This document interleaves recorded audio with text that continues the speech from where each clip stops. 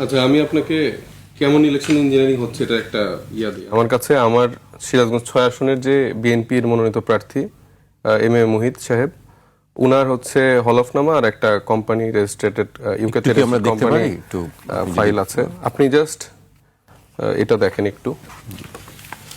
তো আমি একটু ছোট করে গল্পটা বলি, তাহলে তো বুঝতে ভালো হবে। তো আমাদের তো কাজ না, ধরেন কে দ্বৈত নাগরিক বা কে ঋণ খেলাপি এটা বের করে, এটা কি একজন প্রার্থীর কাজ? সেটা তো না, নির্বাচন কমিশন, এটা নির্বাচন কমিশনে বা ওইখানকার যে প্রশাসন আছে, দায়িত্বশীল আছে, তাদের কাজ।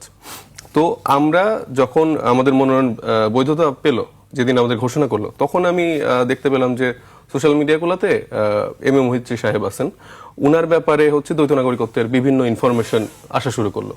তা আমরা তো সারপ্রাইজ যে আসলে আমরা তো আস্থা রাখতে যাচ্ছি নির্বাচন কমিশনের প্রতি, যে তারা আসলেই যাচাই বাছাই করে প্রত্যেকটা বিষয় দেখবে, যেটা আমাদের ক্ষেত্রেও দেখতেছে বা আমরা দেখতে পাচ্ছি যে আমাদের ক্ষেত্রে খুবই কঠোরভাবে তারা দেখছে। আমি সবচেয়ে সব দলের ক্ষেত্রে, কিন্তু যখন এটা দেখলাম তখন আমি আমার জায়গা থেকে আমার যেই রাজনৈতিক অধিকার, নাগরিক অধিকার, আমি প্রার্থী হিসেবে তার বিরুদ্ধে আপিল করলাম।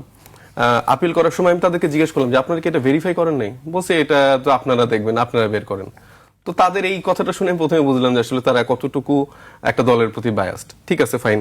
তো তারপরে গতকালকে আমার শুনানি ছিল, ওনারাই বলছেন যে এটা আপনারা দেখবেন, এটা নাকি আমাদের বের করার কাজ। মানে বলছি এই ইনফরমেশন গুলো আপনারা চেক করে বের করবেন না। তো গতকালকে আমার শুনানি ছিল। তো শুনানিতে আমাদের কাছে ধরেন অ্যাজ এ সিটিজেন আমাদের কাছে তো খুব বেশি ইনফরমেশন পাওয়ার সুযোগ নেই। এই যে আপনি দেখেন, এটা একটা মানে uk.gov-এর অফিসিয়াল সাইটের কোম্পানি রেজিস্টার্ড একটা জায়গা। আমি এখানে মুহিত সাহেবের যেই ইলেকশনে যে হলফনামা দিয়েছে সেখানে দুই একটি ইনফরমেশন বলি, আপনি জাস্ট একটু মিলাই নেন। একটু 3 নাম্বার পেজে দেখেন ওনার নাম কি এম এ মুহিত দেয়া আছে কিনা। থ্রিতে মুহিত দেয়া আছে। তারপরে আপনি এরপরের কয়েকটা পেজে যান, প্রবাবলি এটাতেই। এখানে ওনার মেয়ের নাম হচ্ছে শামামা মুহিত কন্যা, এই যে এখানেও কিন্তু সেটা দেয়া আছে। তারপরে এখানে ওনার যে বয়স, ওনার বয়সও সেম। তারপরে ওনার যে ওয়াইফের নাম সেটাও সেম। তো এখান থেকে তো মোটামুটি তার দেয়া প্রাপ্ত তথ্য অনুযায়ী কোম্পানিটা রেজিস্ট্রেড হয়েছে ইউকে তে, এবং এটা ইউকের অফিশিয়াল ইউনাইটেড কিংডমের।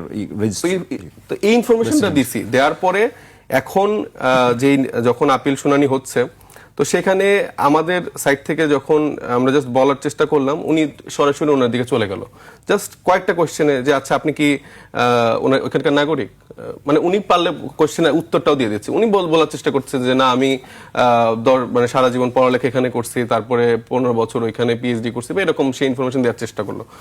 তারপরে উনি বলছে যে আপনি ছিলেন না তো কখনো, তাই না? বলছে না না, আমি কখনো নাগরিক ছিলাম না।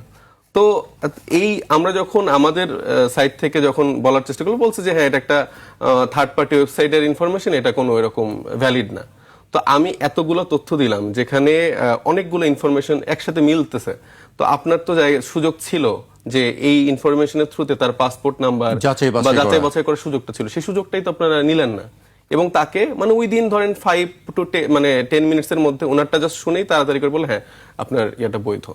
তো একটা ইলেকশন কমিশনের যতগুলো দায়িত্বশীল ব্যক্তি এই লম্বা একটা টেবিলে সবাই বসে আছে। আপনি বলছেন এই ইনফরমেশন দেওয়ার পরে নির্বাচন কমিশন কোনো যাচাই বাছাই করেনি? না, তারা এখানে বলছে যে এটা একটা জাস্ট থার্ড পার্টি ওয়েবসাইটের ইনফরমেশন, আপনার আরো কিছু দিতে হবে, পাসপোর্ট বা এরকম, মানে এটা দিলে হয়তো তারা একটু মনে করতো। কিন্তু এটা তো আমার দায়িত্ব না, আমি একটা বাংলাদেশি নাগরিক হিসেবে এত ইনফরমেশন কই থেকে পারবো? আপনি অভিযোগ দিতে পারেন, সে যেহেতু দায়িত্বশীল, সে তো এই ইউকে গভর্নমেন্ট বলি, এম্বাসি বলি বা এয়ারপোর্টের থেকে এইসব জায়গা থেকে তো ইনফরমেশন নেওয়ার সুযোগ ছিল।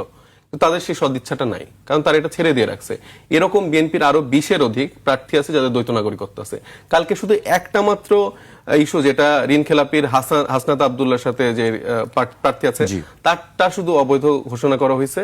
কিন্তু আমাদের কাছে যেটা রিডিং, সেটা হচ্ছে যে একটা আসনকে তারা আইওয়াশ দেখিয়ে, যেই দেখেন আমরা কিন্তু সততার বিমূর্ত প্রতীক, আমরা হচ্ছে আপনাদের প্রতি বায়াসড একটা ইলেকশন কমিশন, বিএনপির প্রতি কিন্তু আমাদের কোনো বায়াসনেস নেই, কিন্তু বাকি সবগুলো এরকম করে চড়াই উত্তরে করে পার করে দিয়েছে। যেগুলাতে হচ্ছে যে পাসপোর্ট কপিও দিয়েছে অন্যান্য আসনগুলোতে, সেগুলো হচ্ছে যে ঝুলিয়ে রাখছে। আজকে সম্ভবত সেটার একটা সিদ্ধান্ত আসার কথা। তো একটা নির্বাচন কমিশনে যদি এইভাবে চলতে থাকে, মানে আমি আর কি এক্সাম্পল দিব? আপনার সামনে তার হলফনামা, সেই রেজিস্টার্ড ইউকের অফিসিয়াল গভর্নমেন্টের ওয়েবসাইট থেকে কোম্পানির সব ইনফরমেশন গুলো দিলাম।